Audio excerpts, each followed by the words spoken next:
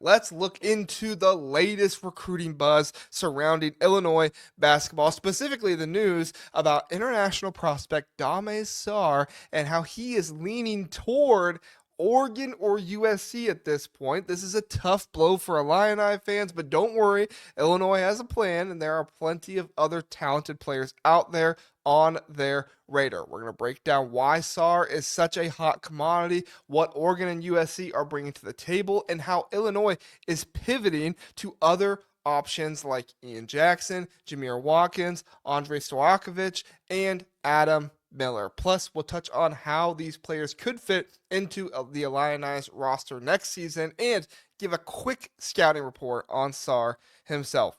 Lot to get to here. Got it all planned. Let's figure it out in this segment. Let's start with Dame Sarr, right? The chatter around this kid has been intense, and it only grew after the Nike Hoop Summit, and for good reason. According to 24/7's Derek Piper from the Illini Inquirer, Sarr is highly sought after. He is a highly sought after international prospect, and it seems like Oregon and USC are the front runners at this point to land him. From what's been reported, Oregon has come in hot with an NIL offer that is about $1 million more than anyone else is offering. I'm not going to give you the specific dollar amount on him as it's just a rumor, but just know it's a big amount. It tracks with who Oregon is as a program a little bit, but especially for a freshman, this is huge. This is the kind of money that turns heads in the NIL era. USC is also in the mix, and while we don't have exact figures on their offer, it's safe to assume they're throwing around some serious cash too. For Illinois, head coach Brad Underwood has been clear he's not keen on shelling out this kind of money for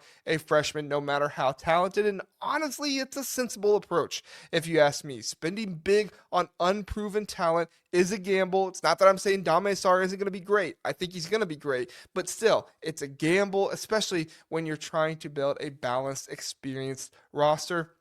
And as we saw this year in college basketball, experience is a huge thing, and you need it on the roster. We saw the one and done era. A win to win a title, like that era is over. Calipari is even getting away from it, and for good reason. Of course, this doesn't mean Oregon or USC, in my opinion, are making a bad decision or a bad move. They're offering so much NIL here, but just the thing is, I don't think it fits every program or it fits every roster. I think it actually does fit Oregon pretty well and fits their roster, but I don't think it's best for Illinois at this point to spend all of their finances on one freshman. So who is Dame Sarr, and why is he commanding this kind of attention? Sarr is a 6'6" guard with versatility, a skill set that makes him a perfect fit for today's positionless basketball. He's got a silky smooth jumper with range from across the three-point line. He's not afraid to attack the rim. He's a ball handler that's advanced for his age, allowing him to create his own shot or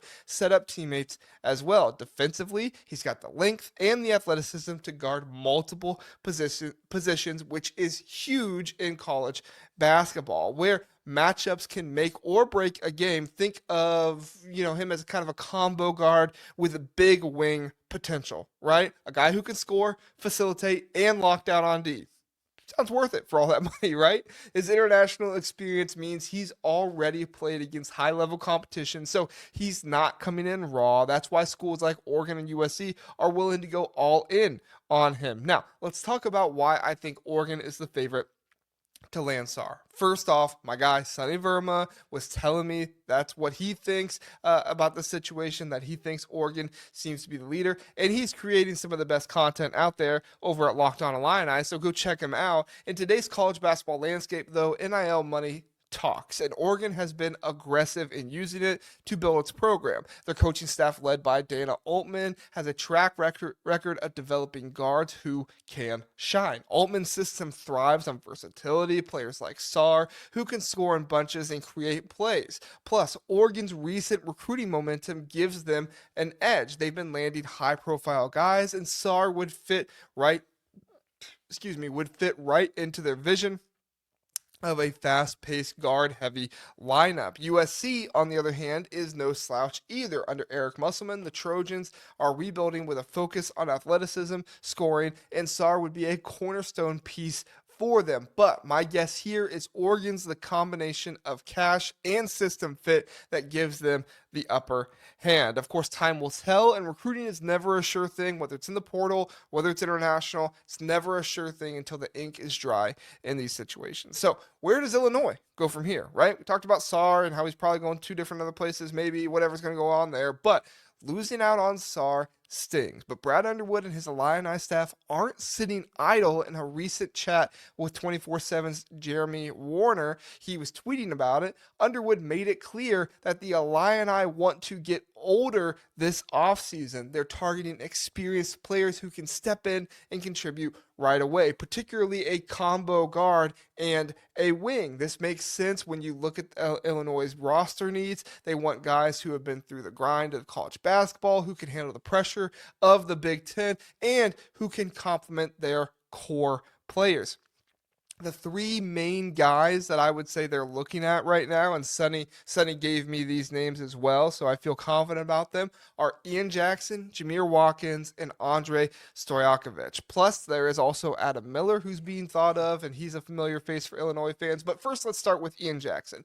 This kid is a dynamic combo guard who's been generating a lot of buzz. Already talked about how he would fit in the Illini system in a previous video, but Illinois is still in the mix here for Jackson, but if I had to guess, I think he's most likely headed elsewhere, and there's a rumor that he could commit as early as today. If he does, I'm thinking maybe St. John's, but we'll see. That's not an official prediction. Don't hold me to it. Jackson would be a big splash kind of player, commanding a lot of money and a starting role. He's a 6'4" guard with elite scoring ability, capable of dropping 20 points on any given night. His quickness and explosiveness make him a nightmare in transition. He's got a knack for getting to the free throw line as well. For Illinois, Jackson would be a perfect fit as a combo guard who can run the offense or play off the ball. But while I don't think Illinois' offer is the highest, I do think it's competitive, and I believe they can offer him the role that he wants in the offense.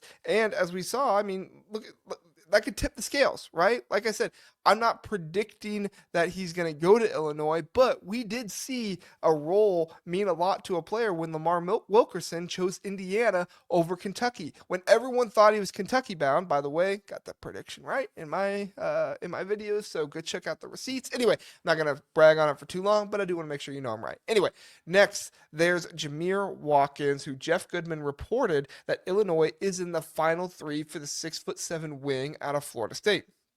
Watkins is exactly the kind of big wing Underwood is targeting. He's a versatile forward who averaged 15.6 points and 6 rebounds per game last season. With the ability to guard multiple positions, his size and athleticism would add a new dimension to Illinois' lineup, especially on the defensive end. Watkins can also score from all 3 levels, driving to the basket, hitting the mid-range jumper, knocking down the threes at a decent clip as well. If Illinois lands him, he'd be a plug-and-play starter, in my opinion, who could take some of the scoring pressure off of the guards. Then you have Andre Stojakovic, a 6'7" wing from Stanford. Stojakovic, son of NBA legend Peja Stojakovic. Love playing with Peja Stojakovic in the old video games.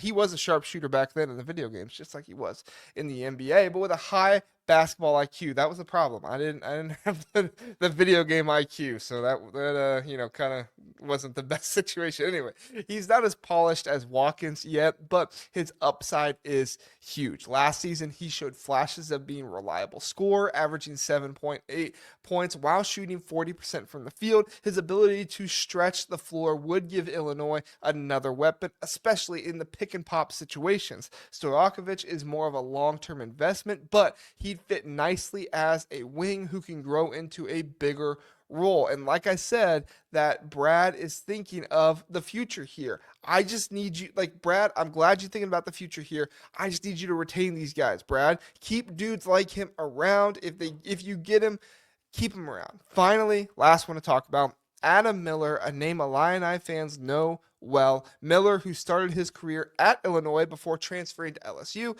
then Arizona State, is reportedly in serious talks to return to Illinois. Derek Piper, who I mentioned earlier, says Illinois is encouraged by recent conversations with Miller's camp, and there's mutual interest. Miller is a 6'3" guard who fits the 3 and D mold perfectly. Last season at Arizona State, he averaged 12 points and shot 35% from 3, proving he can be a reliable scorer and defender. His experience in the Big Ten is also a big plus, and he'd have plenty of opportunity to shine in Illinois' backcourt.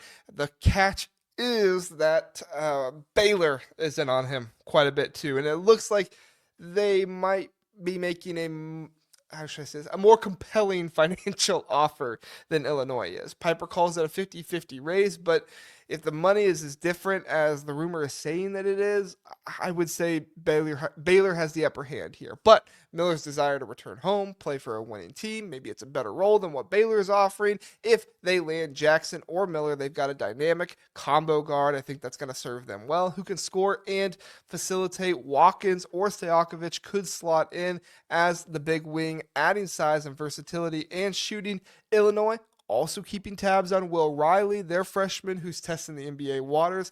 I think if he gets projected to be outside of the top 20, I think Illinois has the NIL bag set aside for him and ready, so it wouldn't impact the pursuit of other guys. The goal is clear, though. Build a veteran-heavy roster that can compete in the Big Ten and make an NCAA tournament run. In the end, missing out on Dame Sarr isn't the end of the world for Illinois. Brad Underwood's focus on experience and fit is smart, and the Illini have plenty of options to bolster their roster, whether it's Ian Jackson's scoring punch, Jameer Watkins' all-around game, Andre Stojakovic's shooting, or Adam Miller in his homecoming. Illinois is in a good spot to land talent that can make an immediate impact. Meanwhile, keep your eye on Oregon and USC in the Sarr sweepstakes. My money is on the Ducks, but anything can happen in recruiting. Let me know what you guys think about it. Hit me up in the comments, or if you're listening on the podcast, I have several of you in my DMs on Twitter. Love hearing from you guys, or send me an email at jrsrankings@gmail.com. I so appreciate you being here and enjoying the show with me. I love doing this, and I hope you enjoy the content as well. One more time, if you haven't done it yet, like, subscribe.